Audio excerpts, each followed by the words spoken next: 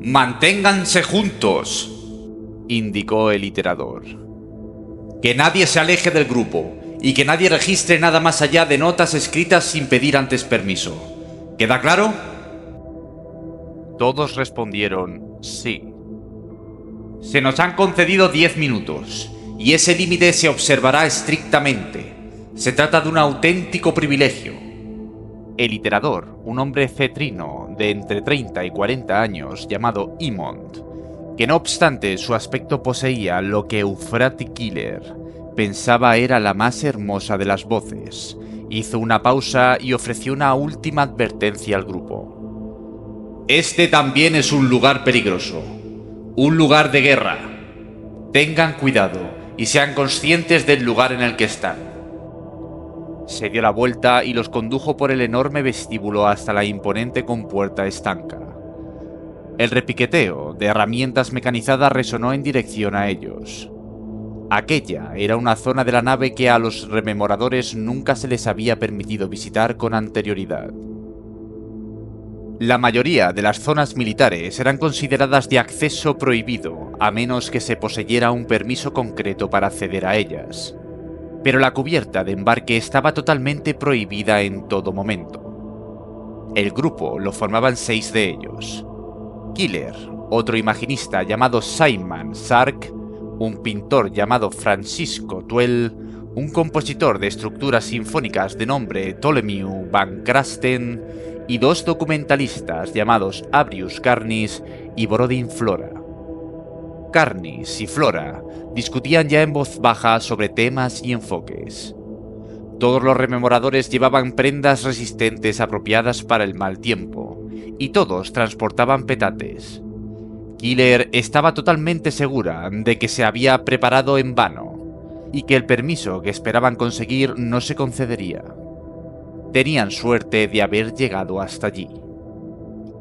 Volvió a colgarse el petate al hombro y se colocó su pictógrafo favorito alrededor del cuello colgado de la correa.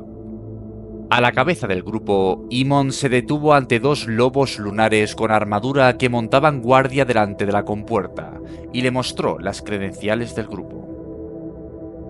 «Aprobado por el palafrenero», le oyó decir. Con su indumentaria beige, Emond resultaba una figura frágil comparada con los 2 gigantes con armadura, y tuvo que alzar la cabeza para mirarlos a la cara. Los astartes estudiaron la documentación, intercambiaron comentarios con breves chasquidos del comunicador interno del traje y luego les indicaron que pasaran con un movimiento de cabeza.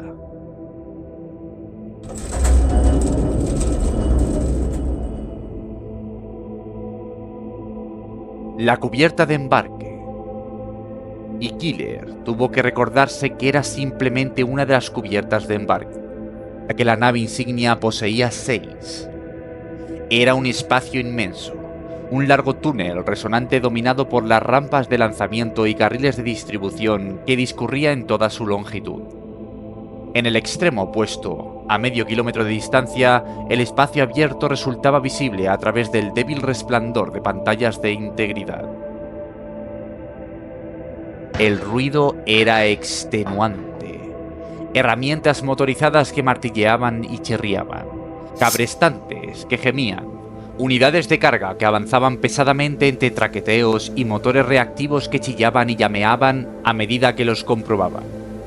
Había actividades por todas partes, dotaciones de cubierta que corrían a ocupar sus posiciones, montadores y artificieros que efectuaban las últimas comprobaciones y ajustes, servidores que desconectaban tuberías de combustible, carretillas de munición que pasaban zumbando veloces en cargas cadenas de remolques. El aire apestaba a calor, aceite y vapores de tubos de escape. 6 aeronaves de asalto estaban colocadas sobre soportes de lanzamiento delante de ellos. Vehículos de transporte pesados y blindados podían moverse en el vacío, pero también estaban preparados para actuar en ambientes atmosféricos. Permanecían en 2 hileras de 3, con las alas extendidas, como halcones aguardando a que los lanzaran sobre el señuelo.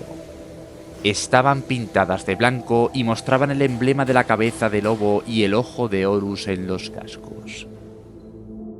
conocidas como aeronaves de asalto, explicaba el iterador mientras los conducía hacia adelante.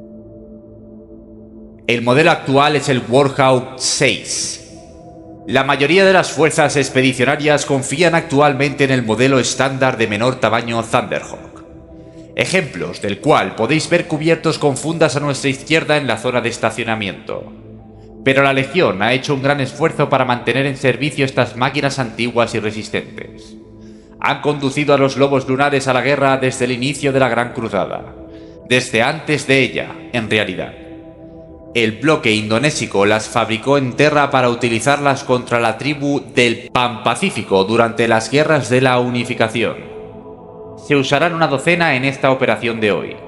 6 desde esta cubierta y 6 desde la cubierta de embarque número 2 de popa. Killer alzó su pictógrafo y efectuó varias veloces instantáneas de las magníficas naves de asalto que tenía delante. Para efectuar la última, se acuclilló en el suelo a fin de obtener un impresionante ángulo bajo de toda la hilera de alas desplegadas. «¡Dije que no se registrara nada!», le espetó Imon corriendo hacia ella. Ni por un momento creí que lo dijera en serio, respondió Killer con suavidad. Imon pareció aturullado. Estaba a punto de decir algo cuando advirtió que Carnis y Flora se despistaban, enfrascados en alguna riña insignificante. «¡Quédense con el grupo!», chilló Imont, apresurándose a marchar hacia ellos para traerlos de vuelta. «¿Conseguiste algo bueno?», preguntó Sark a Killer. «Por favor, soy yo», respondió ella. Él lanzó una carcajada y sacó su propio pictógrafo de la mochila. «No tuve las pelotas de hacerlo, pero tienes razón. ¿Qué demonios vamos a hacer aquí si no es nuestro trabajo?». Tomó unas cuantas instantáneas. A Killer le gustaba Sark. Era un buen compañero y poseía un historial decente de trabajo en Terra. La mujer dudó que su camarada consiguiera gran cosa allí. Tenía buen ojo para la composición cuando se trataba de caras, pero aquello era mucho más de lo que le iba a ella. Los dos documentalistas habían arrinconado a Imont y lo interrogaban sin tregua con preguntas que él se esforzaba por responder. Killer se preguntó dónde se habría metido Mersadi Oliton. La competición entre los rememoradores por aquellas 6 plazas había sido feroz, y Mersadi había obtenido un puesto gracias a los buenos oficios de Killer. Y se decía, la aprobación de alguien situado muy arriba en la Legión. Pero la joven no se había presentado a la hora acordada por la mañana y su puesto lo había ocupado en el último momento Borodin Flora. Sin hacer caso a las instrucciones del iterador, se apartó del grupo y tomó imágenes con su pictógrafo. El emblema de los lobos lunares estarcido sobre el alerón de frenada levantado. 2 servidores cubiertos de lubricante mientras luchaban por arreglar un alimentador defectuoso. Personal de cubierta sin resuello y secándose el sudor en la frente junto a una carretilla de munición que acababan de cargar. El hocico de metal de un cañón situado bajo una ala. ¿Es que intenta que me sustituyan?, le preguntó Imon, situándose a su lado. «No». «Realmente debo pedirle que siga las instrucciones, señora», protestó él. «Sé que goza de una posición de favor, pero existe un límite. Después de aquel asunto en la superficie...». «¿Qué asunto?», preguntó ella. «Hace un par de días. Sin duda se habrá enterado». «No». Un rememorador dio esquinazo a los que cuidaban de él durante una visita a la superficie y se metió en un buen lío. Todo un escándalo. Ha molestado a los de arriba. El iterador principal tuvo que discutir mucho para evitar que se suspendiera de actividad al contingente rememorador. ¿Tan malo fue? No conozco los detalles. Por favor, manténgase junto al resto. Tiene usted una voz encantadora, dijo Killer. Podría pedirme que hiciera cualquier cosa. Desde luego que lo haré. Prosigamos con la visita, replicó Imond, enrojeciendo. Mientras él se volvía, la mujer tomó otra pictografía, capturando el desaliñado iterador con la cabeza inclinada y recortándose contra un telón de fondo de atareadas tripulaciones y naves amenazadoras. Iterador. Llamó. ¿Se nos ha concedido permiso para acompañar el desembarco? No lo creo, respondió él con tristeza. Lo siento, no se me ha dicho nada. Una fanfarria retumbó por la inmensa cubierta. Killer oyó y sintió un golpeteo como el de un tambor pesado, como el de un martillo de guerra que golpeaba una y otra vez sobre metal. ¡Todos a un lado! ¡Ahora! ¡A un lado!, gritó Imon, intentando reunir al grupo en el borde de la cubierta. El tamborileo sonó cada vez más cerca y más fuerte. Eran pies calzados con acero que marchaban sobre la cubierta.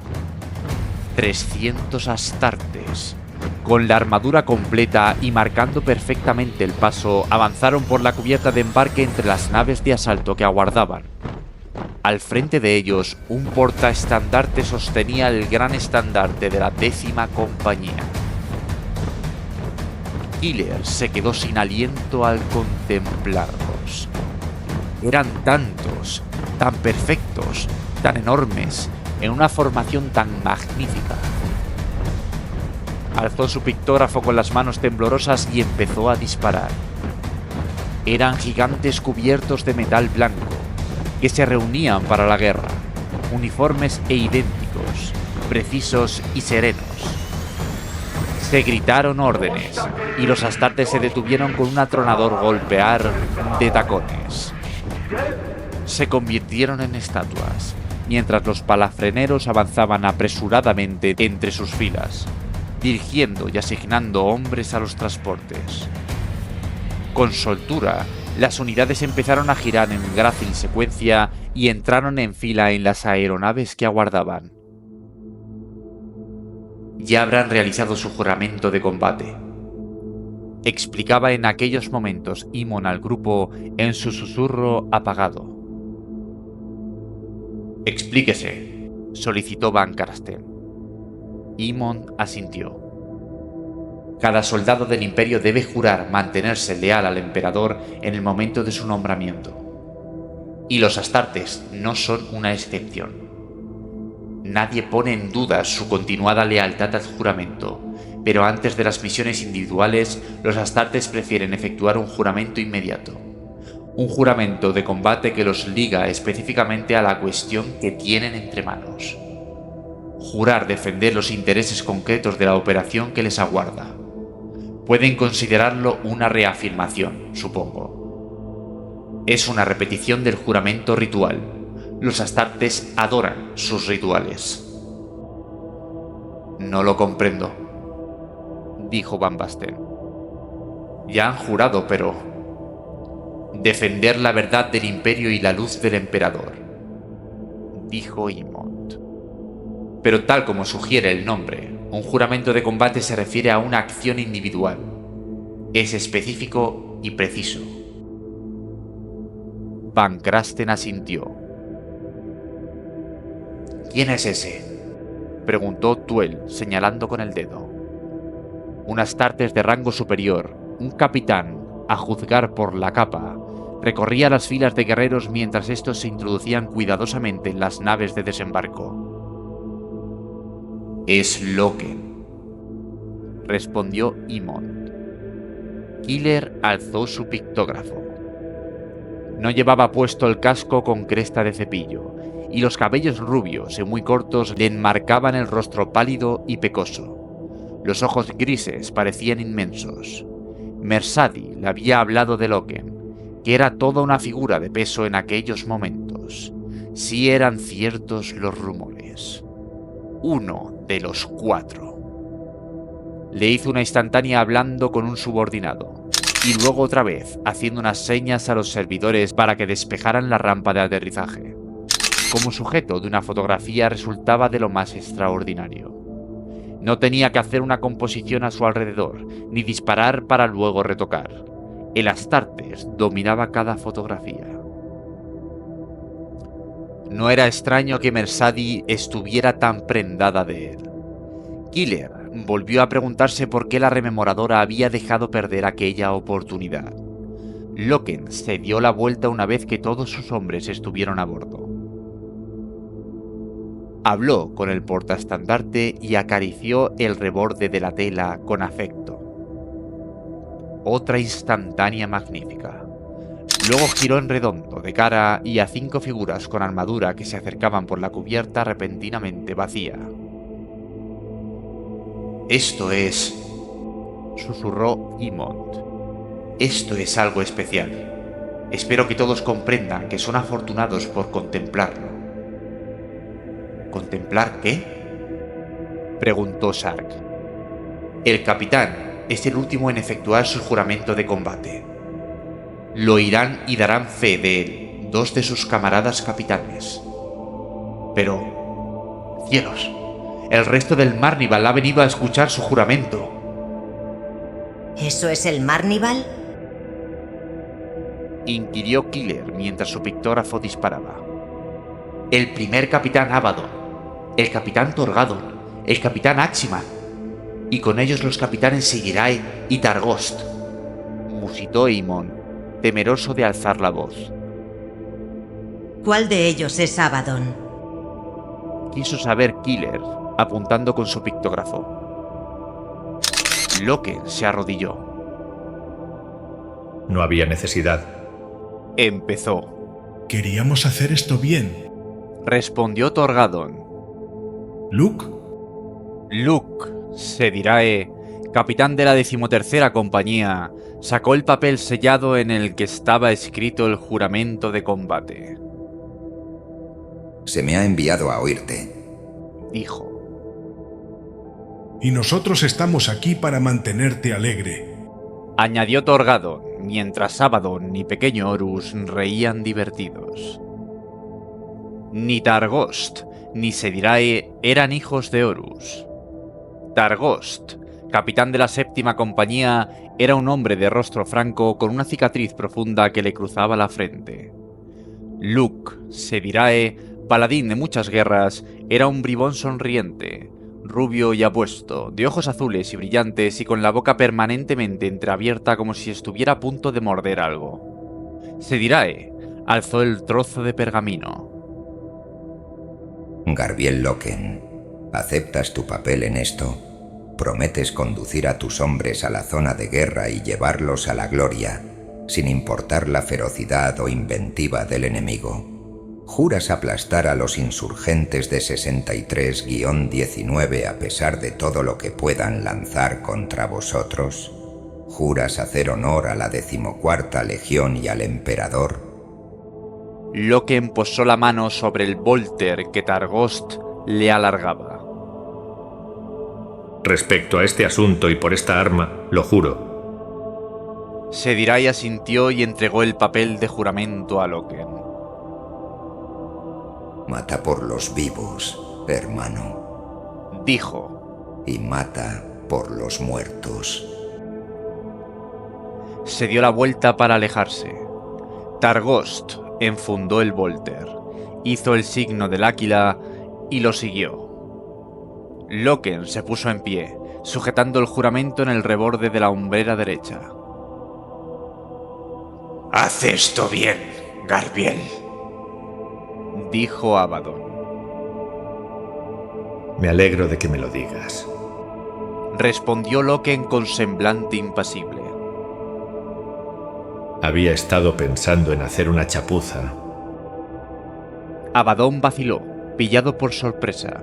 Torgadon y Aximan lanzaron una carcajada. Ya empieza a curtirse, Ezekai, dijo Aximan con una risita. Te lo buscaste, añadió Torgadon. Lo sé, replicó Abaddon con brusquedad. Luego dirigió una mirada feroz a Loken. No dejes en mal lugar al comandante. ¿Podría hacerlo? respondió él, y se alejó en dirección a su nave de asalto. Se nos acabó el tiempo, anunció Imont. A Killer no le importó. La última pictografía había sido excepcional. El Marnival, Sedirae y Targost, todos en un grupo solemne, con Loken de rodillas. Imont condujo a los rememoradores fuera de la cubierta de embarque hasta una cubierta de observación contigua a la portilla de lanzamiento donde podrían contemplar cómo las naves de asalto se desplegaban. A sus espaldas oyeron el sonido cada vez más potente de los motores de las aeronaves, estremeciendo la cubierta de embarque mientras se encendían en una comprobación previa al lanzamiento. El rugido se fue amortiguando a medida que avanzaban por el largo túnel de acceso y las compuertas se cerraban una a una detrás de ellos. La cubierta de observación era una estancia alargada, uno de cuyos lados era un marco de cristal blindado. Habían atenuado la iluminación interior de la cubierta de modo que se pudiera ver mejor la oscuridad del exterior. La visión era impresionante, pues contemplaban directamente las fauces abiertas de la cubierta de embarque, una compuerta colosal que zumbaba con el centelleo de las luces guía. La mole de la nave insignia se alzaba por encima de ellos, como una almenada ciudad gótica. Más allá estaba el vacío.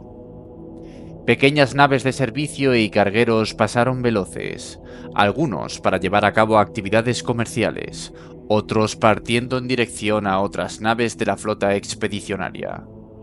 5 de ellas eran visibles desde la cubierta de observación, monstruos bruñidos anclados a varios kilómetros de distancia. Eran prácticamente siluetas, pero el lejano sol las iluminaba indirectamente y les confería contornos marcados y dorados a lo largo de los acanalados cascos superiores.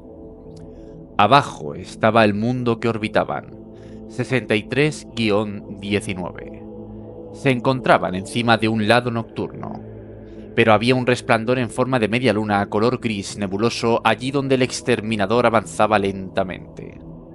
En la oscura masa, Killer distinguió el brillo tenue de ciudades salpicando la superficie dormida.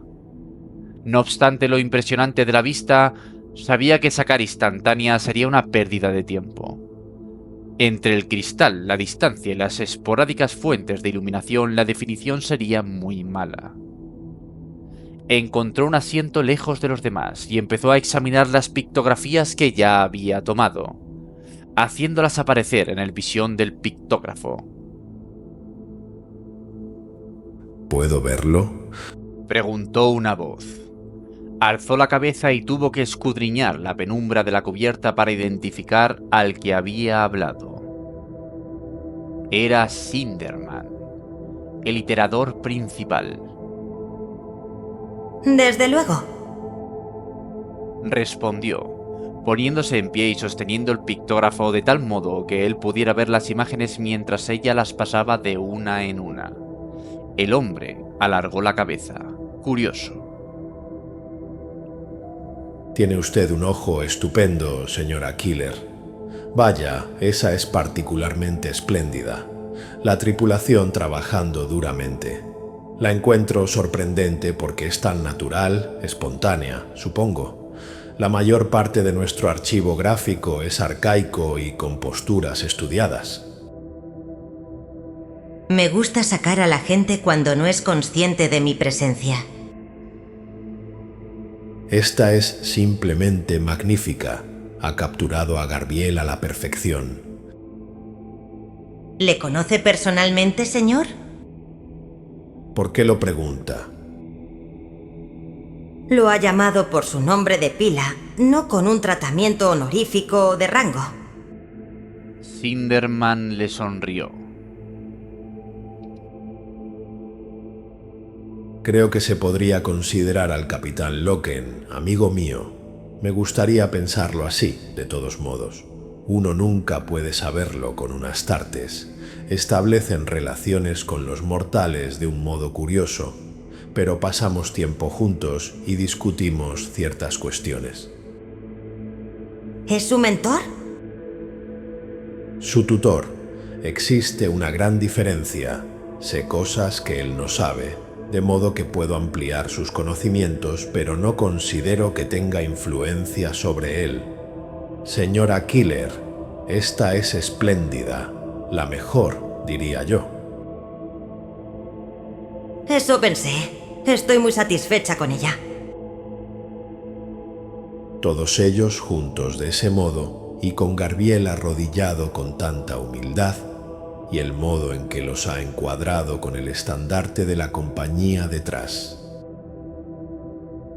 Eso fue simple casualidad.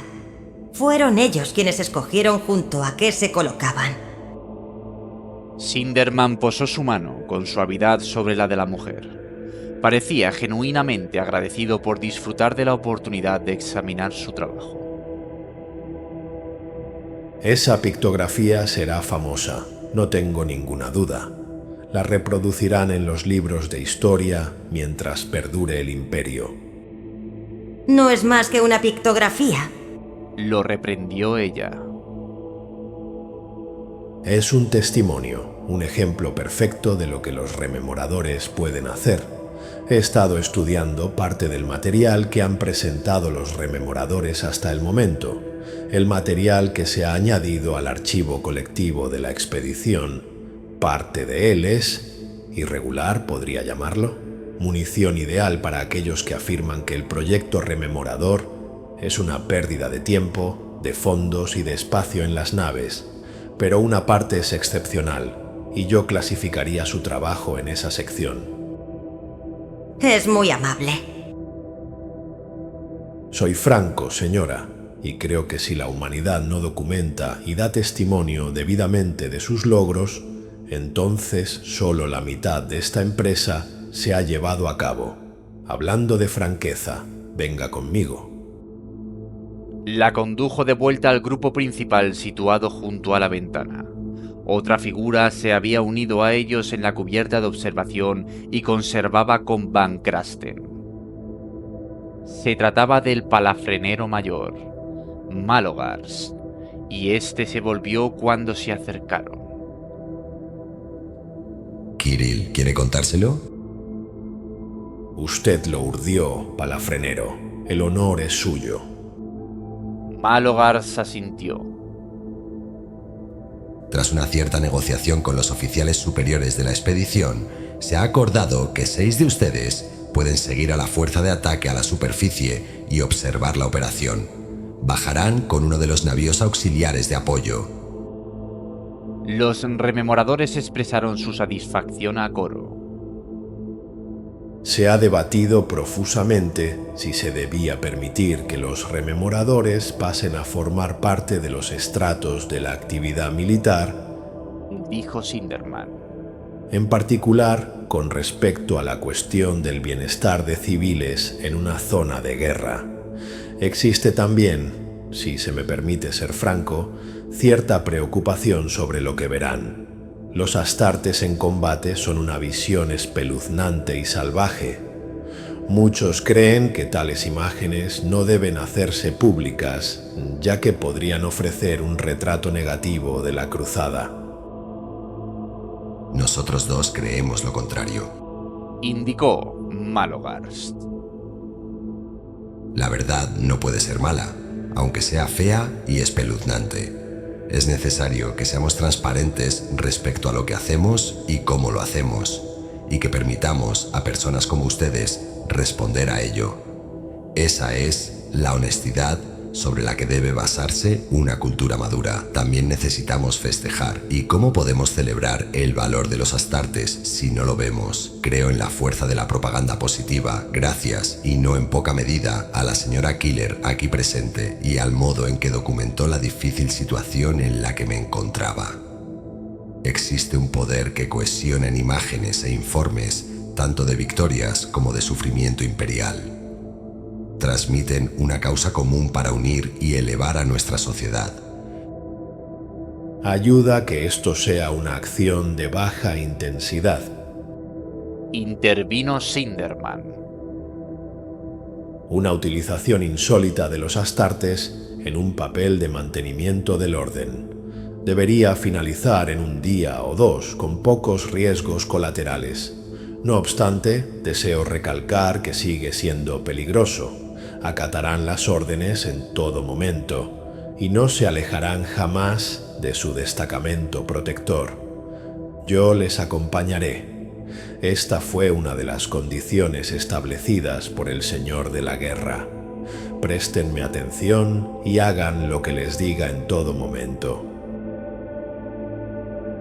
De modo que todavía vamos a seguir estando censurados y controlados, pensó Killer. Se nos mostrará únicamente lo que decidan mostrarnos. No importa, sigue siendo una gran oportunidad. No puedo creer que Mercedes se la haya perdido. ¡Mirad!, exclamó Borodin Flora. Todos se dieron la vuelta. Las naves de asalto empezaban a zarpar, igual que dardos gigantes de acero. Salían a toda velocidad por la entrada de la cubierta, con la luz del sol reflejándose en sus laterales blindados.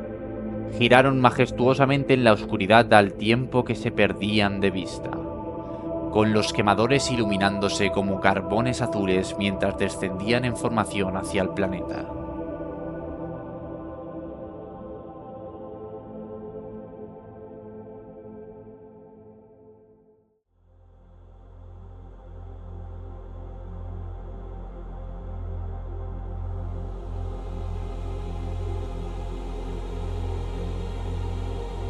Sujetándose a los pasamanos situados sobre su cabeza, Loken avanzó por el pasillo central de la nave de asalto capitana.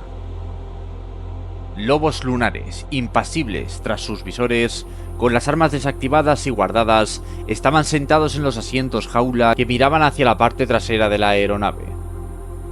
El vehículo se balanceaba y estremecía mientras descendía en picado por la atmósfera superior. El capitán alcanzó la zona de la cabina y abrió violentamente la escotilla para entrar. Dos oficiales de vuelo estaban sentados espalda contra espalda, de cara a un panel de consolas, y detrás de ellos dos servidores pilotos estaban tumbados, integrados en el cono de posición del timonel. La cabina estaba oscura, aparte de los destellos de colores de los instrumentos y el brillo de la luz que penetraba por las rendijas de las portillas delanteras.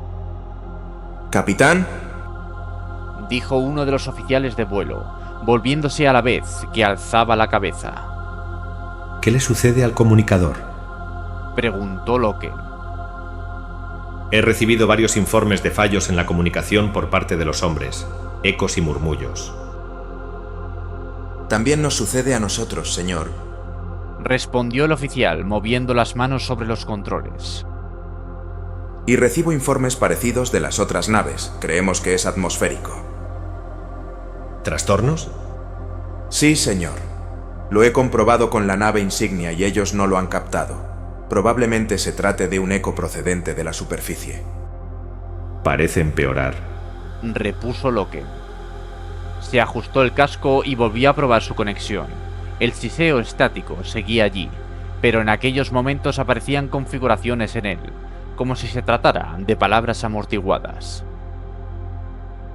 ¿Es eso un lenguaje?, preguntó.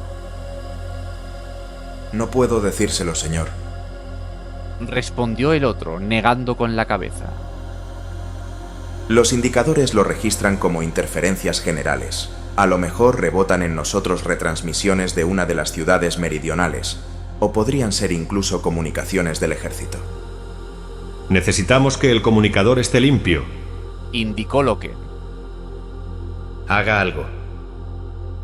El oficial se encogió de hombros y ajustó varios sintonizadores. «Puedo intentar depurar la señal. Puedo pasarla por los amortiguadores de señales. A lo mejor eso limpiará los canales». A los oídos de Loken llegó una repentina y violenta avalancha de estática, y luego todo se tornó repentinamente más silencioso. Mejor, dijo. Entonces calló un instante. Ahora que el siseo había desaparecido, oía una voz. Era diminuta y lejana, sumamente débil, pero pronunciaba palabras inteligibles. El único nombre que oirás. ¿Qué es eso? Preguntó Loken. Aguzó el oído. La voz sonaba sumamente lejana. Era como un susurro de seda. El oficial de vuelo estiró el cuello, escuchando a través de sus propios auriculares. Efectuó unos ajustes minuciosos en los diales. Tal vez podría... Empezó. Un movimiento de su mano había limpiado repentinamente la señal para convertirla en audible. En nombre de Terra, ¿qué es eso? Inquirió. Loken escuchó. La voz, como una ráfaga de reseco viento del desierto, dijo: Samus. Ese es el único nombre que oirás. Samus. Significa el fin y la muerte. Samus. Soy Samus. Samus está por todas partes a tu alrededor. Samus es el hombre que tienes al lado. Samus roerá tus huesos. Vigila. Samus está aquí. La voz se apagó. El canal quedó mudo y en silencio, excepto por algún que otro chasquido del eco. El oficial de vuelo se quitó los auriculares y miró a Loken. Su rostro mostraba una expresión de asombro y temor. Loken retrocedió ligeramente. No estaba hecho para tratar con el miedo, y el concepto le repugnaba. No sé qué era eso, dijo el oficial. Yo sí. Respondió Loken. Nuestro enemigo intenta asustarnos.